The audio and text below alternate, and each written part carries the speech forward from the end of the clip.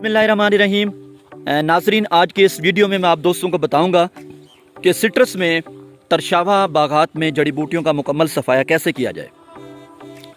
तो नाजरीन, तरशावा बागात में जड़ी बूटियों का मुकम्मल सफ़ाया आप हल चलाने की बजाय केमिकल तरीके से कर सकते हैं। वो जैसे इस प्लॉट में भी पैराकाट का इस्तेमाल हुआ है, और ये एक ऐसा प्लॉट है जिस प्लॉट में तीसरी दफ़ा पैराकाट का इस्तेमाल हो चुका है।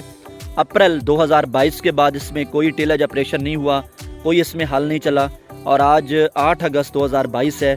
3 दफ़ा पैराकाट का इस्तेमाल करने से जड़ी बूटियों का मुकम्मल सफाया भी हुआ है। और इसका सबसे बड़ा फ़ायदा ये हुआ है कि जैसे एक जदीद लेटेस्ट टेक्नोलॉजी है, लेटेस्ट रिसर्च है कि अगर आप ज़मीन को नहीं छेड़ेंगे तो ज़मीन के अंदर एक मिलियंस की तादाद में, बिलियंस की तादाद में माइक्रोब्स मौजूद हैं। और आप दोस्तों को पता होगा कि ज़मीन में फास्फोरस तो है, नाइट्रोजन भी है, पोटाश भी है, अवेलेबल पौधे को नहीं होती। अगर आप टिलेज ऑपरेशन नहीं करेंगे, हल नहीं चलाएंगे, केमिकल तरीके से ही जड़ी बूटियों को ख़त्म करेंगे, तो जब ज़मीन को हम छेड़ेंगे नहीं, ज़मीन में हल नहीं चलाएंगे, तो ये माइक्रोब्स जो हैं ये खुद ब खुद एक्टिव होना शुरू हो जाएंगे। लंबे अरसे तक जब हल नहीं चलेगा तो ये माइक्रोब्स एक्टिव होंगे, और जो फास्फोरस अनअवेलेबल फॉर्म में है, पोटाश अनअवेलेबल फॉर्म में है, नाइट्रोजन अनअवेलेबल फॉर्म में है, वो पौधे को अवेलेबल फॉर्म में पौधे को मिलना शुरू हो जाएगी, और बाग की या सिट्रस की रंगत सब्ज़ होना शुरू हो जाएगी, जैसे इस सिट्रस की रंगत सब्ज़ हो चुकी है। और इससे ना सिर्फ ये फ़ायदा होगा कि जड़ी बूटियों का मुकम्मल सफाया होगा, सिट्रस की रंगत सब्ज़ होगी, इसकी बढ़ोतरी बेहतर होगी, बल्कि सबसे बड़ा मसला कि फाइटोप्थेरा फंगस जो वाटर लविंग फंगस है, ज़मीन के अंदर मौजूद है, किसी भी वजह से वत्तर ज़्यादा होने से वो एक्टिव होती है, तो वो पौधे के अंदर अगर ज़्यादा हल चलेंगे तो दो फीडिंग रूट्स के ज़ख्मी होने से पौधे में जल्दी इंटर होगी। तो जब पैराकाट का भी इस्तेमाल करेंगे वो ज़ख्मी नहीं होंगी, तो इससे फाइटोप्थेरा फंगस का भी आप मुकम्मल कंट्रोल कर लेंगे। तो ये एक ऐसा तरीक़ाकार है जिस तरीके से आप जड़ी बूटियों का मुकम्मल सफाया कर सकते हैं। पैराकाट के बारे में आप दोस्तों को पता होगा, पैराकाट एक नॉन सेलेक्टिव हर्बिसाइड है। आपने बाग की फसल में इसे करना है, आपने पौधों को, इसके फल को बचा के करना है, जैसे इस प्लाट में इसका इस्तेमाल हुआ है। और इसकी बेहतरीन खूबी ये है कि ये ट्रांसलोकेशन इसमें नहीं है, यानी ये मूव नहीं करती। जैसे अगर मैं थोड़ा सा आपको बताऊं, ग्लाइफोसेट अगर आप करें बाग के अंदर तो ये मूव करती है, जड़ के अंदर जाती है, जड़ों को ख़त्म करती है, और साथ जो पौधे की फीडिंग रूट्स हैं जहाँ से पौधे ने खुराक लेनी है।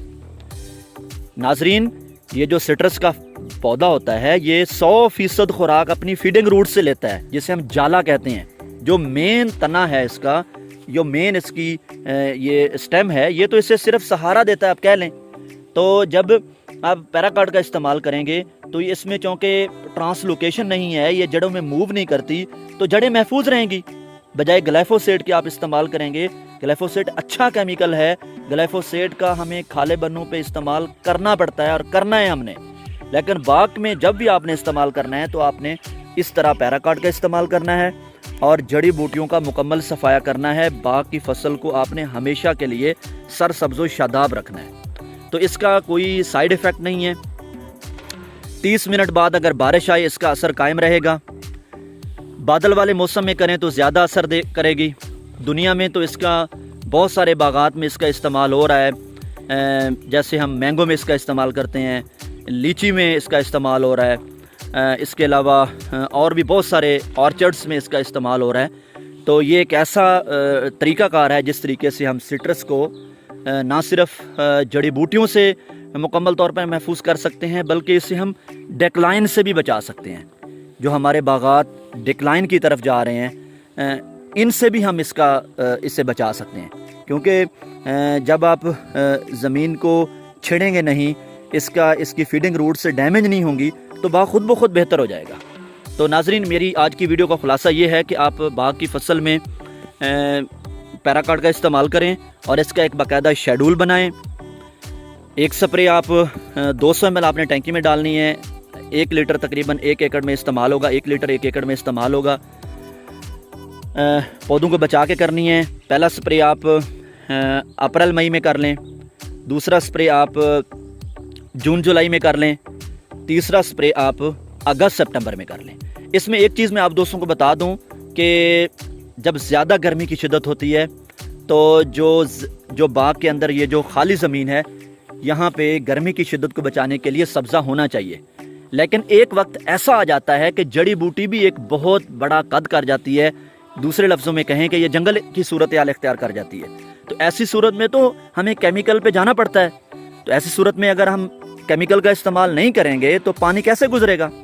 پانی میں تو رکاوٹ آئے گی، پانی نہیں گزرے گا۔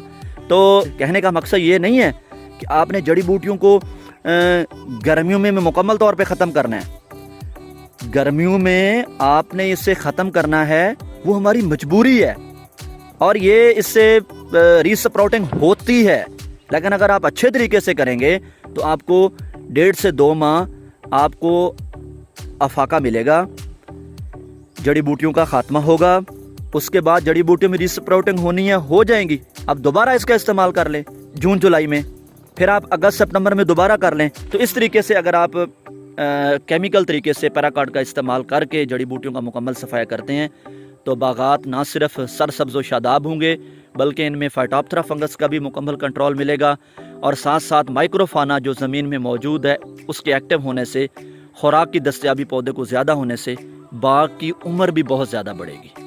تو بہت شکریہ، تھینک یو، اللہ حافظ۔